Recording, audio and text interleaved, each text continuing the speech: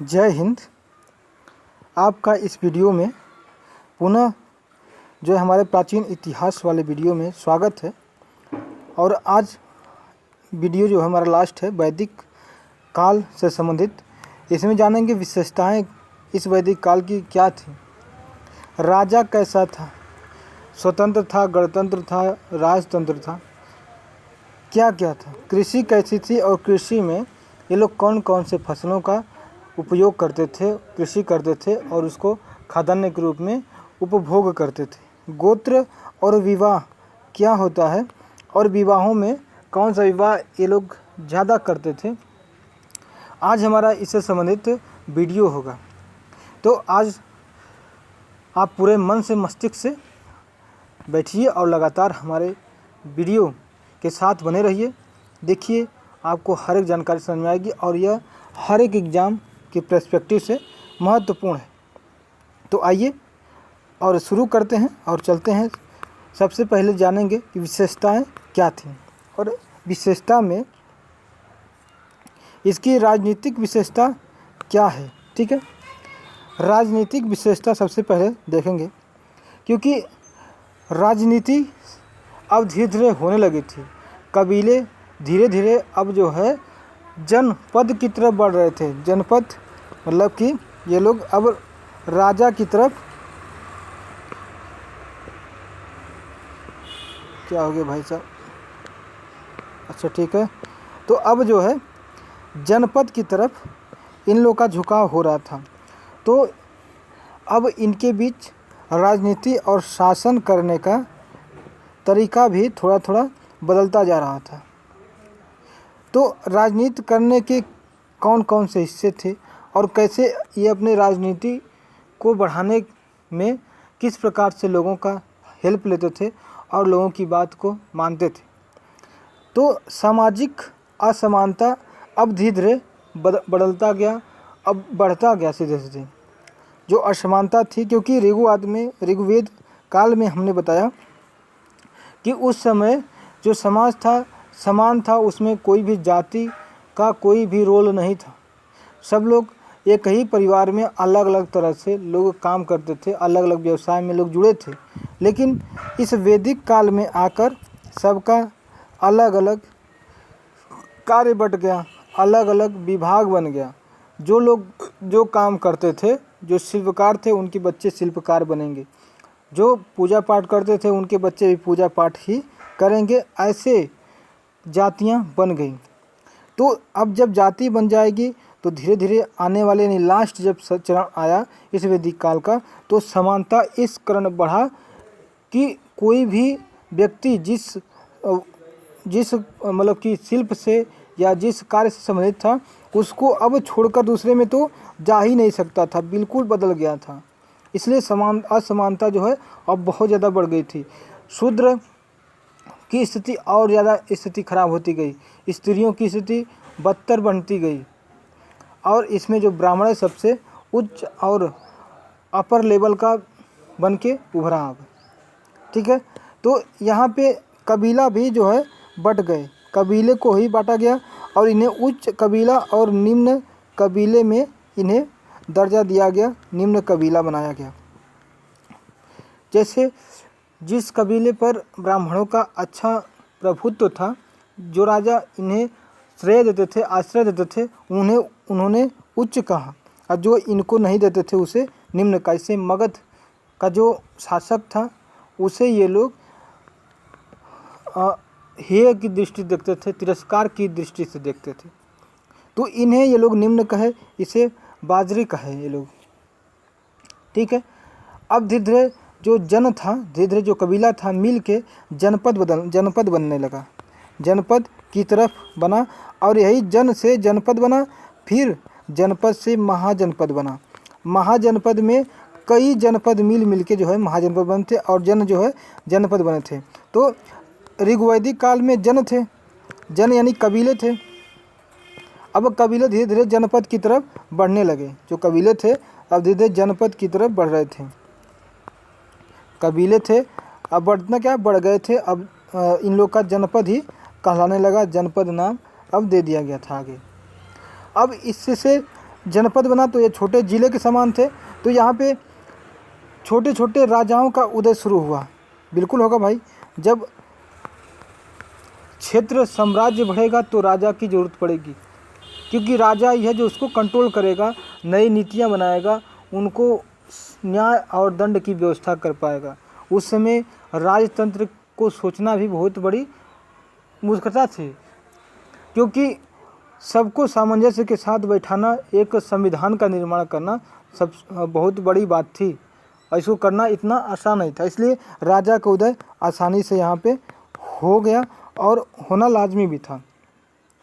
तो और धीरे धीरे जो जनपद था यह राष्ट्र कहलाने लगे, यानी राष्ट्र भी इनका नाम होने लगा। तो इसमें दो छोटे छोटे जो कबीले थे मिलकर एक बड़ा कबीला बनाया, एक नया कबीला बनाया। ठीक है साथियों, सॉरी। तो इसमें जो भरत कबीला था, आपने सुना होगा, भरत कबीले के नाम पर ही भारत पड़ा था। तो भरत कबीला जो है और पुरु, भरत कबीला और पुरु जो है मिल करके, भरत और पुरु कबीला मिल करके कौन सा बनाए, तो यह कुरु कबीला बनाया। भरत प्लस पुरु मिलकर कुरु, ये जनपद बना, ये जो है जनपद बना, क्योंकि ये जो है दोनों कबीले थे। और कुरु जहाँ रहता था उस क्षेत्र को, यानी कुरु वाले क्षेत्र को कुरुक्षेत्र कहलाया। और कुरुक्षेत्र कहाँ पे है, तो यह कुरुक्षेत्र जो है हरियाणा में आज है, और यहीं पे महाभारत की लड़ाई हुई थी। ठीक है, और यह अब एक बड़ा दो आब क्षेत्र बन गया था। दो आब क्षेत्र जो है बन गया था, जो पंजाब में पड़ता है। पंजाब पहले से ही था, तो हरियाणा जो भी है ये सब क्षेत्र पड़ता है। ठीक है, तो आगे बढ़ते हैं, और आगे हमारा है कि राजत्व, राजा का उद्भव, राजा कैसे बने। तो हमने बताया कि राजा बनने के लिए जो है क्या चाहिए था, तो बड़ा क्षेत्र चाहिए था। छोटे क्षेत्र का राजा बनना मूर्खतापूर्ण है, क्योंकि छोटे लोग को कंट्रोल करना बहुत ज़्यादा ज़रूरत नहीं होती है। लेकिन जब बड़ा क्षेत्र रहेगा तो आपको कई क्षेत्रों के साथ मिल करके उसे कंट्रोल करना होता है, उसे मिला कर रखना होता है। तो वहाँ पे राजा बनेगा, कई क्षेत्र अधिकार बनेंगे, कई उसे काम करने का मौका मिलेगा। तो छोटे छोटे राजाओं का जब उदय हुआ, ठीक है, तो यहाँ पे जनपद बने। हमने बताया ना कि जनपद बने तभी राजाओं का उदय हुआ। और अब युद्ध क्षेत्र भी, युद्ध क्षेत्र का भी निर्धारण होने लगा कि युद्ध जो है यह युद्ध का क्षेत्र है। यहाँ पे अगर कई राजाओं से अगर भिड़ंत होती है, उनके साथ युद्ध होता है, तो युद्ध करने का यह हमारा जगह होगा। मतलब यहाँ जो है यहाँ पे युद्ध किया जाएगा। बड़ा सा खाली एरिया जो है जो होता था, वहाँ पे युद्ध की व्यवस्था की जाती थी। और ये लोग युद्ध के माध्यम से ही अन्य जनपदों को हरा करके अपने राज्य में मिलाते थे, और एक बड़ा जनपद बनता गया, और यही जो है एक महाजनपद कहलाने लगा। आपको समझ में आ रहा होगा। अब देखते हैं साक्ष्य क्या है। देखिए, हम जो पढ़ा रहे हैं बहुत ही मेहनत से इसे हमने इसे पहले लिखा है। इसको एक डिज़ाइन जो है तिथिवार अनुसार किया है, इसको जो है व्यवस्थित भी किया है, तब आपको पढ़ा रहे हैं। यह बहुत ही मेहनत से हमने इसको पढ़ाने में आपके लिए पहले मेहनत करता हूँ बहुत, तब आपको पढ़ाने में हमें मौका मिलता है। तो आप हमारे साथ कोऑपरेट करिए, और कोई भी समस्या हो, कोई भी सुझाव हो, ज़रूर हमें बताइएगा। हम उस पर चर्चा करेंगे और उसको मानेंगे भी, और उसको बदलाव भी करने में हम पहले वरीयता देंगे उसको। तो हमने देखा कि जब कबीला, अब इसके साक्ष्य कहाँ मिलते हैं राजत्व के, जो राजा बनने लगे तो इसके साक्ष्य कहाँ मिलते हैं, तो साक्ष्य जो है ऐतरेय ब्राह्मण से मिलता है। ऐतरेय से ये मिलता है कि धीरे धीरे राजा की उत्पत्ति होने लगी। और यहाँ पे सोम राजा जो है, जब इन्होंने देखा कि इनके राजा कोई और था, लेकिन वह लगातार हार रहा था। ऐतरेय ब्राह्मण लिखा है कि यहाँ पे कोई राजा हुआ करता था जो हमेशा हार रहा था कुरु कबीले में, लेकिन जब इनका राजा सोम बना तो वह क्या हुआ कि सब कुछ हर एक राज्य को जीतने लगा, हर एक क्षेत्र को जीतने लगा। अब यहाँ से दैवी सिद्धांत की उत्पत्ति हुई, राजा को ही देव बनाया गया, देवता की मतलब कि पद दिया जाने लगा। और अब धीरे धीरे राजा ही अब भगवान बनने लगे, जैसे ब्रह्मा, इंद्र, ये लोग राजा ही हुआ करते थे उस समय कि कोई, तो इन्हीं के नाम पर अब जो है राजाओं या देवताओं की उत्पत्ति होने लगी, ये भी हम देख सकते हैं। अब कबीले का जो मुखिया होता था वह एक मुखिया होता था कबीले का, और जो कबीला का मुखिया होता था उसे युद्ध भी करना पड़ता था। भाई युद्ध करना पड़ेगा अपने क्षेत्र को बचाने के लिए, अपने क्षेत्र को बढ़ाने के लिए, लोगों की रक्षा करने के लिए युद्ध करना होता था। तो ये क्षेत्र जो है संरक्षक कहलाते थे, और ये ज़्यादातर क्षत्रिय ही होते थे जो कबीले के मुखिया होते थे, क्योंकि यही क्षत्रिय शुरुआत से ही इन्हें लड़ने का, इन्हें जो है साम्राज्य बढ़ाने का काम दिया गया था। और राजा के धीरे धीरे इन्हें ही पदवी मिलती गई, पुरोहित जो इनके साथ मिल करके इन्हें यज्ञ और पाठ और बलि उली में सहयोग करते थे, ताकि इन्हें कई सारी शक्तियाँ मिले, और जिससे ये लगातार क्षेत्रों को जीतते जाएं, रक्षा हमारी बनाते जाएं, रक्षा सूत्र जो है करते जाएं। इस तरह से इनका क्षेत्र बढ़ता गया। अब सभा और समिति हमने बताया था। तो सभा जो है यह राज्य स्तर पर था, छोटे स्तर पर था, और ये राजा का सहयोग करता था। सभी सभा मिलकर के राजा का सहयोग करते थे, और राजा का ये लोग चुनाव भी करते थे कि कौन राजा होना चाहिए, चुनाव भी किया जाता था। अब चुनाव करने से अब राजा की थोड़ी सी स्थिति डाउन हो गई लेकिन अभी भी राजा महत्वपूर्ण होता था, उसे बहुत सारे काम दिए जाते थे, कर्तव्य हुआ करते थे उसके, ठीक है। अब धीरे धीरे जो है राजा की वैधता जो है बढ़ने लगी। राजा अपने आप कई सारे निर्णयों में अपना अधिकार समझने लगा, और अपनी वैधता को वह बढ़ाने लगा, अपना वैध हो गया, ठीक है। अब उसे जो है कोई भी आसानी से बदल नहीं सकता था, अब जो उसके पास ज़्यादा पावर होने लगा था। अब आम लोगों की सहमति हेतु जो है राजसूय यज्ञ कराता था, कि आम लोग जो है वैधता अपनी बनाने के लिए लोगों से अपना मतलब निर्णय या उनका जो है क्या कहते हैं उसको, उनके साथ बने रहने के लिए, उनका समर्थन प्राप्त करने के लिए वह राजसूय यज्ञ कराता था। कौन सा? राजसूय यज्ञ वह जो कराता था उनको अपने साथ मिलाने के लिए, उनका समर्थन प्राप्त करने के लिए, ठीक है। तो बिल्कुल ये जरूरी था, राजसूय यज्ञ कराया जाता था। अश्वमेध यज्ञ भी कराता था। राज्यों को जीतने के लिए अश्वमेध यज्ञ होता था, ठीक है। और वाजपेय यज्ञ जो है अपने शक्ति का पालन करवाने के लिए, अगर कोई उसकी बात नहीं मान रहा है तो वह जो है वाजपेय यज्ञ कराता था, ठीक है। अगर वह शक्ति उसकी पालना कर रहा है, उसके समर्थन में है तो ठीक है, नहीं तो उसके साथ फिर युद्ध करना होता था। अश्वमेध यज्ञ जो है क्षेत्र बढ़ाने के लिए, और राजसूय यज्ञ जो है अपनी शक्ति को बढ़ाने के लिए इसको किया जाता था। और राज्याभिषेक जब किया जाता था तो उस समय राजसूय यज्ञ भी होता था। राजसूय यज्ञ राज्याभिषेक के समय किया जाता था, आपको समझ में आता था। और ये बड़े लेवल पे यज्ञ यहाँ पे हुआ करते थे, यज्ञ किया जाएगा ही, बिल्कुल होता था।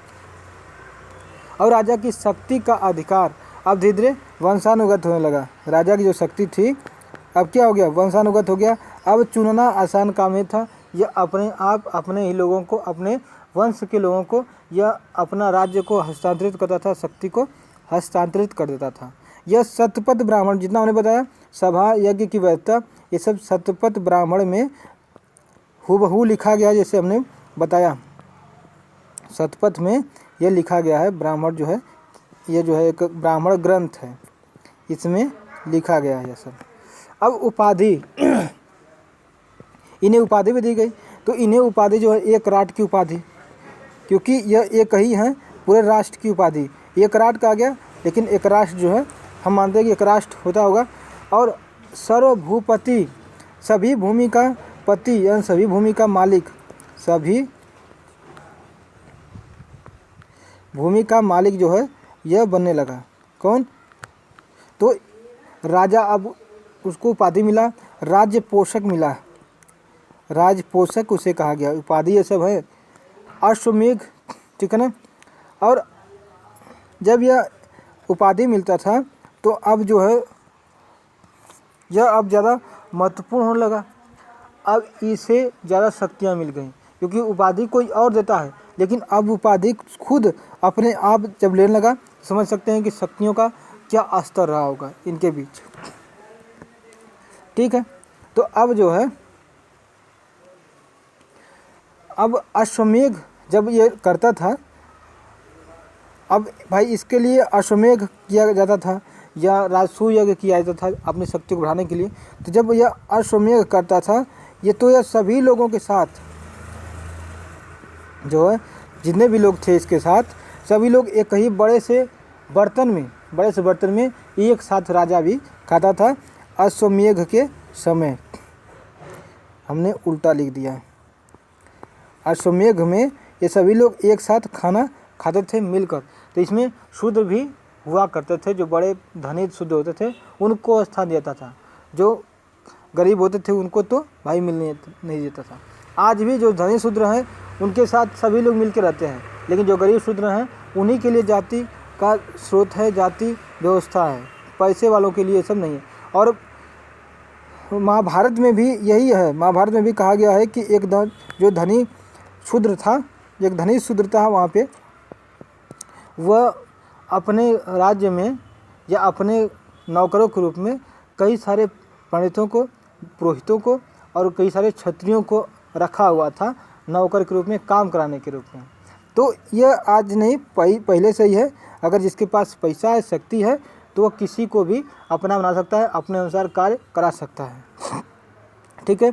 अब राजा पर अंकुश लगाने के लिए कोई तो होना चाहिए, नहीं तो राजा तो बेलगाम हो जाएगा। बेलगाम घोड़े की तरह दौड़ेगा, जहाँ दौड़ना होगा, मन का रहेगा, तो यह गलत हो जाएगा। किसी के साथ न्याय का अन्याय कर देगा, किसी के साथ ज़बरदस्ती करेगा, किसी को जो है उसका हक नहीं दिला पाएगा। तो उस पर भी क्या होना चाहिए? अंकुश होना चाहिए। अगर अंकुश नहीं रहेगा तो राजा बेलगाम घोड़े की तरह क्या करेगा? सबको डिस्टर्ब करेगा, सबको परेशान करेगा। तो अंकुश के लिए जो है स्वतंत्र सेना थी, स्वतंत्र जो है सेना बनाई गई थी, जो क्या करेगा? अपने हिसाब से काम करेगा, राजा के हिसाब से नहीं करेगा। अगर गलत होता है तो स्वतंत्र सेना जो है वहाँ पे जा करके सही करने का प्रयास करेगी। राजा का वहाँ पे रोल नहीं होगा, लेकिन राजा भी अगर सही तरीके से काम कर रहा है तो यहाँ पे जो सेना है वो भी काम करेगी। इस तरीके से बनाया गया था।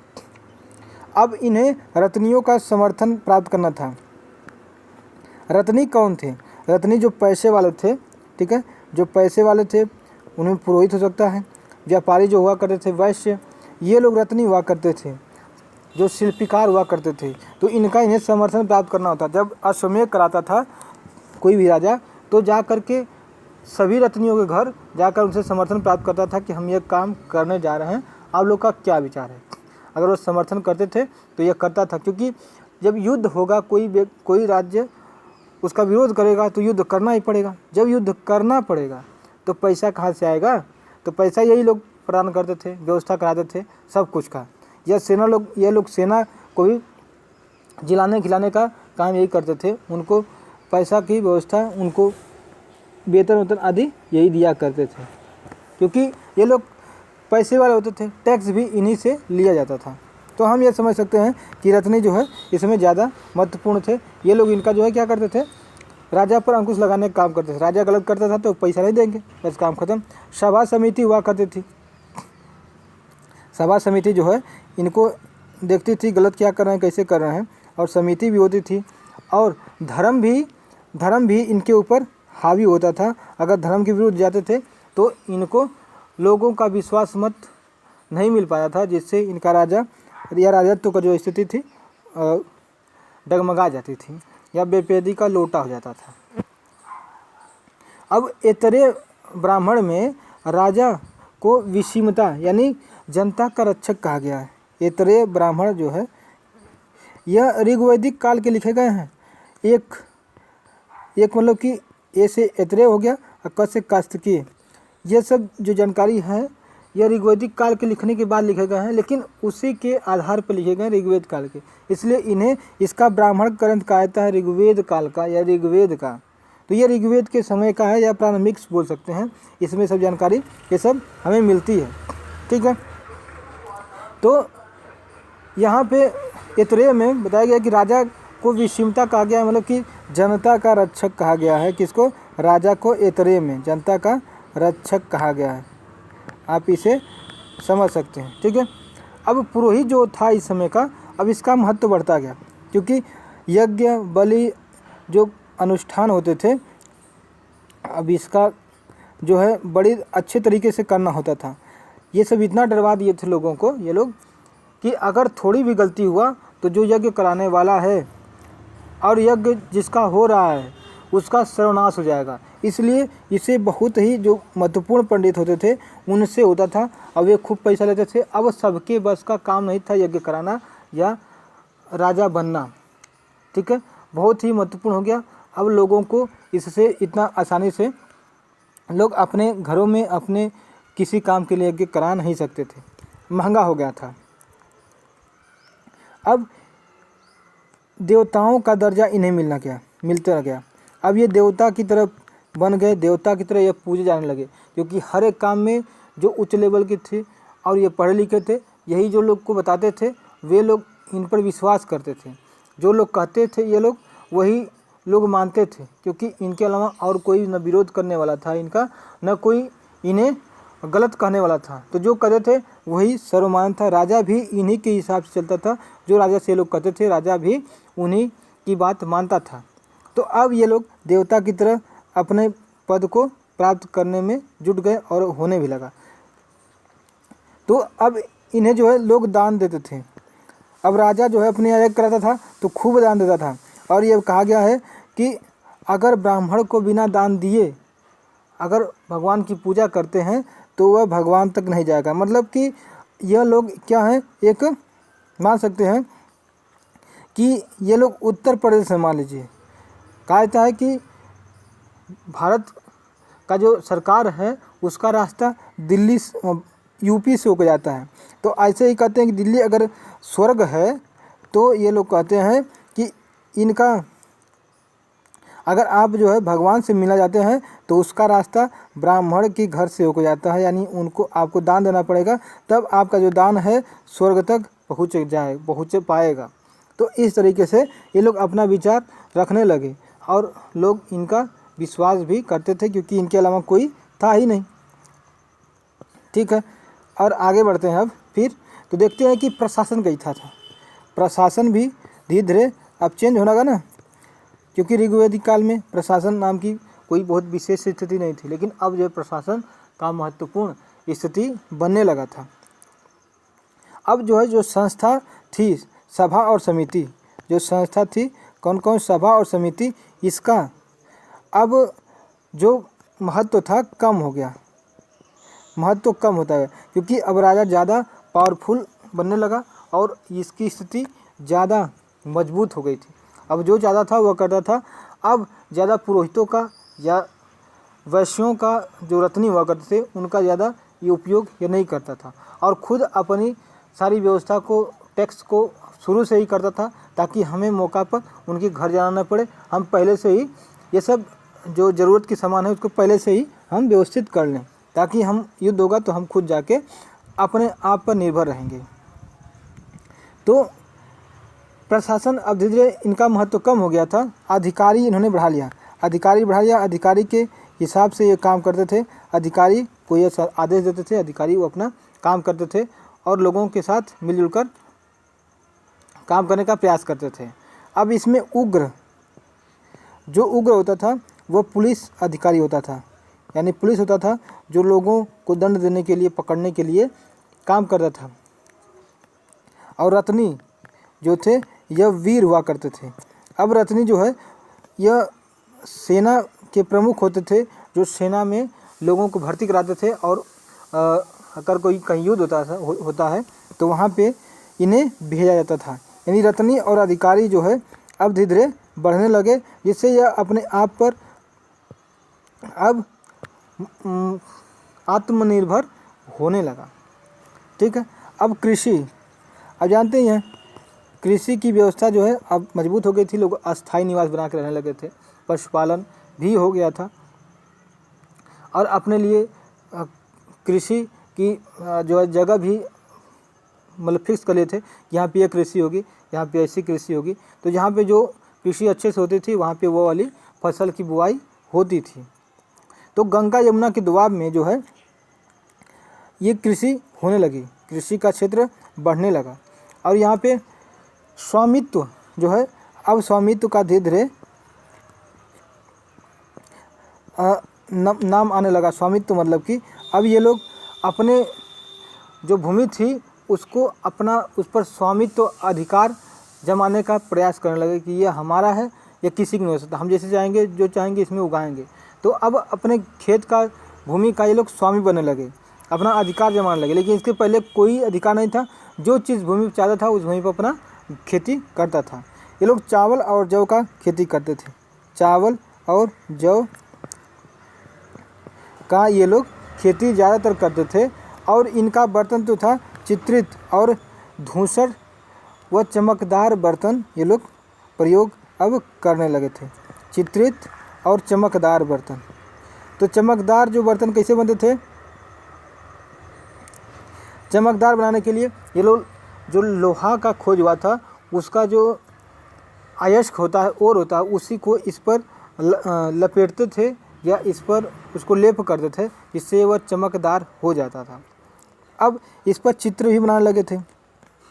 लेकिन यही हम देखेंगे हड़प्पा काल में तो चित्रित और चमकदार नहीं मिलेंगे। यहाँ पे केवल एक गेरुए रंग से रंगा हुआ और सुंदर तरीके से बना हुआ है। लेकिन यहीं पे जब आगे जाएंगे पाषाण काल में तो वहाँ पे जो बर्तन मिले हैं वह बिल्कुल अच्छे तरीके से नहीं बने हुए हैं, वह गेरुआ रंग का नहीं है, बस नॉर्मल तरीके का है। तो इससे भी हम मृदभांड के तरीके से भी जो इसका काल है निर्धारण करने में हमें सहूलियत मिलती है, हमें एक निर्धारण करने में एक तरीका मिल जाता है। तो ठीक है, आगे बढ़ते हैं। और यहाँ पे जब देखते हैं तो कृषि के लिए इनका प्रयोग करते थे। चावल में ये लोग ब्रीही यूज करते थे, चावल में ये लोग ब्रीही, चावल को ही ये लोग ब्रीही करते थे, इनका नाम रखा था ब्रीही। ये लोग दूध, घी और इनका प्रयोग करते थे, इनका खाने में यूज करते थे। इनका उपहार भी बना करके राजा को ये लोग देते थे, उपहार के स्वरूप इसे देते थे। हल का उपयोग ये लोग जान गए थे, हल जो उपयोग करते थे 8, 12 और 16 के अनुपात में, 8, 12 और 16 के अनुपात में ये बैलों को उपयोग करके, ठीक है, बैलों को लगा करके ये लोग हल जोतते थे, हल का प्रयोग करते थे। शतपथ में तो लिखा गया है, शतपथ में कि जो जनक थे, जो जनक राजा थे, इन्होंने हल चलाया था, बारिश नहीं हो रही थी तो इन्होंने, राजा ने हल चलाया था। शतपथ ब्राह्मण में ये लिखा गया, शतपथ साहित्य में लिखा गया है। छांदोग्य में कहा गया कि अकाल पड़ा था, छांदोग्य में इन्होंने बताया कि अकाल पड़ा था और उस समय भूमि सबका हुआ करता, सब लोग अपने उपयोग से काम करते थे। कर यानी टैक्स राजा कितना लेता था, तो 1/16 लेता था। यानी अगर 100 किलो अगर या 1 कुंटल हुआ है धान या गेहूँ या जौ, तो उसमें से 16 किलो राजा ले लेता था टैक्स के रूप में, उनकी सुरक्षा करने के लिए। और ये लोग पशुओं व अन्न का उत्पादन करते थे, उसमें भी टैक्स लेते थे। और अधिकारी इसका एक था, उसका नाम था भागदूध, भागदूध नाम का अधिकारी था जो इससे वसूलता था टैक्स को, ठीक है। और इसमें वैश्य प्रमुख थे जो टैक्स देते थे, क्योंकि वैश्य ही ये व्यापार वाला काम करते थे। ये भी यही लोग जो है धन का जो सोर्स था इन्हीं के पास था, तो इनसे ही ज़्यादातर लिया जाता था, बाकी लोगों से ज़्यादा नहीं लिया जाता था, क्योंकि उनके पास इसका कोई सोर्स ही नहीं था। शिल्प उद्योग, ये लोग शिल्प यानी अपने खाने पीने सामान रखने के लिए कौन कौन सा बर्तन का प्रयोग करते थे ये देख लेते हैं। तो शिल्प उद्योग में ये लोग सोने का, चांदी का, ठीक है, लोहा का, तांबा का, ठीक है, सोना, चांदी, लोहा और तांबे का वस्तुओं का ये लोग निर्माण करना शुरू कर दिए।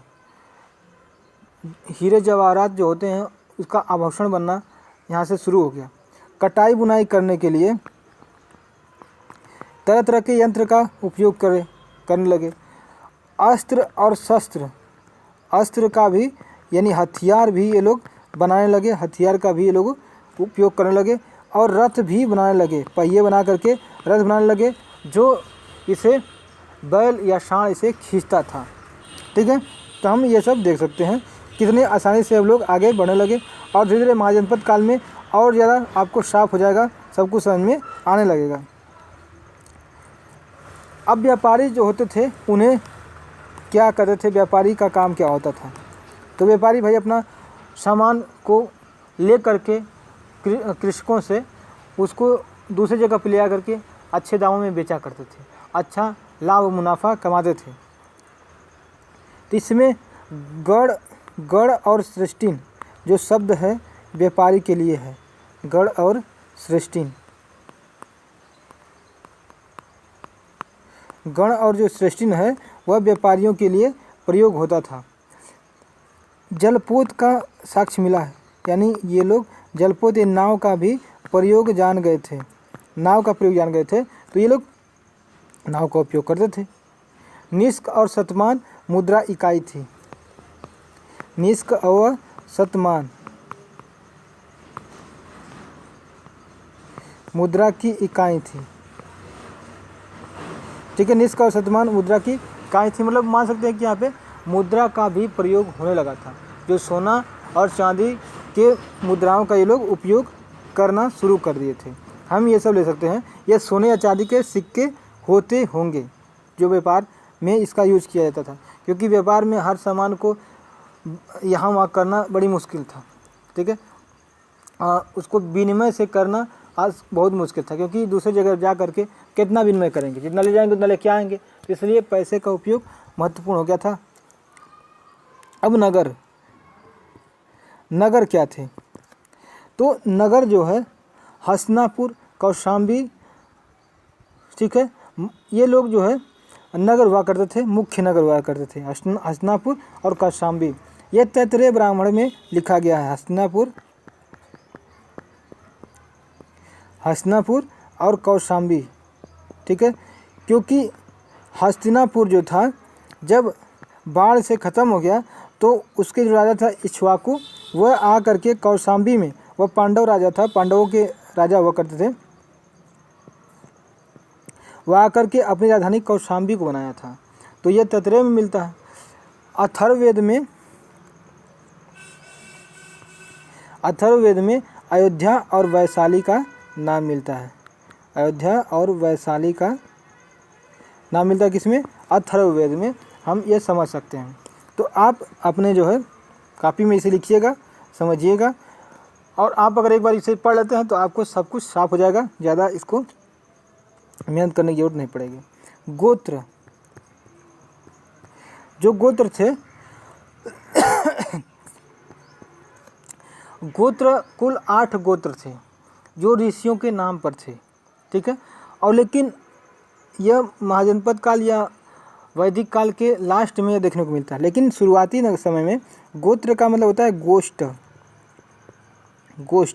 और गोष्ठ का मतलब होता है कि गाय रखने का स्थान, उसे कहते हैं गोष्ठ, यानी गाय का जो रखने का स्थान है उसे ये लोग गोष्ठ कहते थे।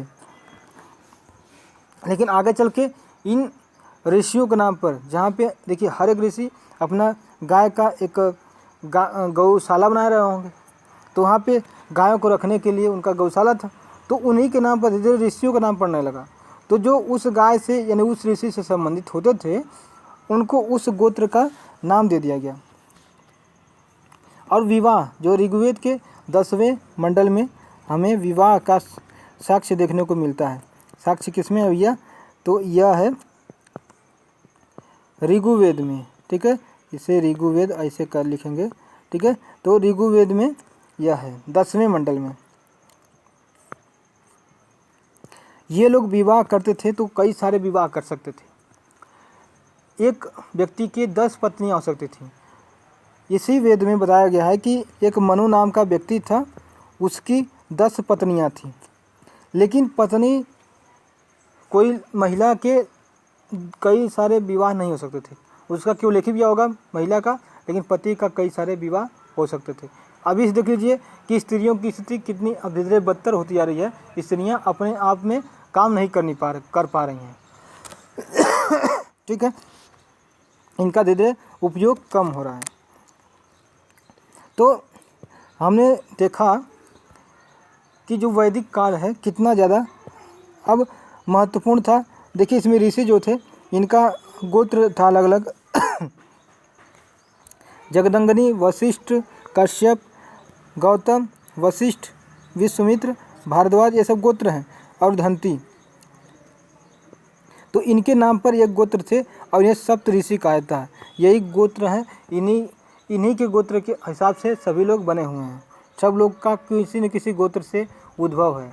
सब लोग का गोत्र वो सब बताते हैं जो इसे जानते हैं लोग। तो ये सब चीज़ें हैं, देख सकते हैं यहाँ पे गौतम, कश्यप, भृगु, वात्सल्य, कुत्सा, ये सब गोत्र हैं इनके। अब विवाह सूक्त भी यहाँ पे ये सब देख सकते हैं। तो हमने आज इसको बताया और एक वीडियो है जिसके बाद ये पूरा समाप्त हो जाएगा। तो आज के लिए बस इतना ही, फिर मिलेंगे अगले वीडियो में। आपका